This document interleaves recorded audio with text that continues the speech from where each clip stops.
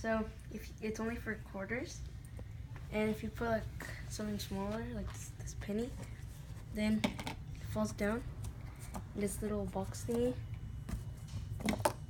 Yeah, it falls down. But if you put a quarter in, it goes down all the way. And on the top here, you can kind of see the water bottle in there. So if you push this thingy here,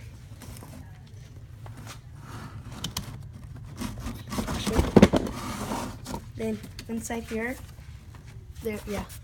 there's the water bottle.